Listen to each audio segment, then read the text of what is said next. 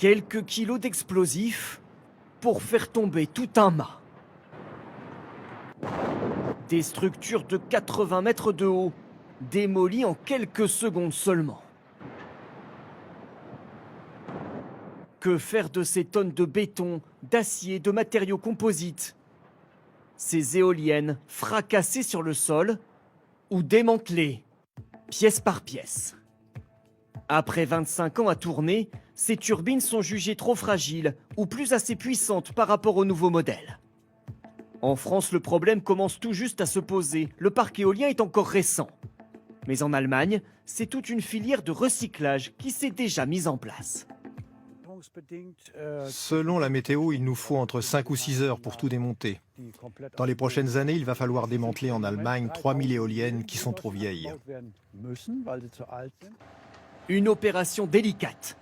2 grues géantes mobilisées par éoliennes, une dizaine d'ouvriers. Mais cela peut rapporter gros. L'acier contenu dans le mât est en effet facilement revendu pour être fondu à nouveau. C'est 15 mm de tôle d'acier traité, c'est assez épais. Il y a 4 semaines, on a atteint des prix records, 420 € la tonne d'acier. Cette tour derrière moi pèse 65 tonnes, donc si on fait la multiplication, on peut s'imaginer tout l'argent que ça représente. Pour le mât, c'est donc rentable. Mais pour les pales de l'éolienne, ça se complique. Car elles sont entièrement fabriquées en matériaux composites. Ce sont des matières plastiques, de l'époxyde, et à l'intérieur, il y a de la fibre de verre. Une structure ultra résistante, mais difficile d'en faire quoi que ce soit d'autre. Alors aux États-Unis, les vieilles pales sont parfois enterrées avec le risque de polluer le sous-sol. Selon les opposants aux éoliennes, cela montre qu'elles ne seraient pas si écologiques que cela. Mais en Europe, enfouir ainsi les éoliennes est interdit. Elles sont donc d'abord découpées par une cisaille très puissante, puis transportées dans cette usine dans le nord de l'Allemagne, l'une des seules capables de valoriser cette matière. On reçoit des morceaux jusqu'à 1,50 m.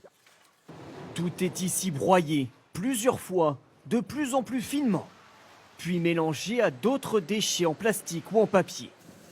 Et voici nos anciennes pales d'éoliennes, transformées en une matière première parfaite pour les cimenteries.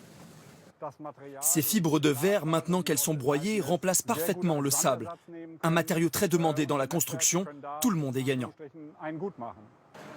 Une filière de recyclage qui devra se développer rapidement en France.